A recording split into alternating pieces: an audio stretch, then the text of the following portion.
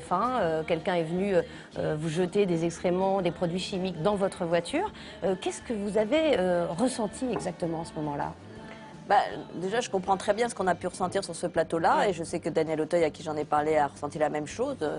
Évidemment, on parle de tellement de faits divers comme ça, violents et fous surtout. Je pense qu'il y a une grande folie dans ce monde, et on ne la mesure pas toujours, sauf à ces moments-là. Moi, malheureusement, je l'ai mesuré un peu aussi. C'était pas évidemment, in fine, ce n'était pas violent, mais mais il y avait aussi tout de même une violence. Oui, bien sûr, parce qu'il y a une forme de préméditation. Il y a et puis on ne comprend pas pourquoi quelqu'un vous en veut. Moi, je n'ai donc, et puis face à la folie, on est un peu impuissant. Mais il faut aussi se dire que le statut de personnage public comporte ces risques-là, et justement, on est prêt à l'accepter, ça. On ne se dit pas, c'est quand même dur comme tribut à payer. Moi, je dois dire que je n'ai pas souffert beaucoup dans ma vie. Et on le disait, ça fait quand même un certain temps que je fais ce journal.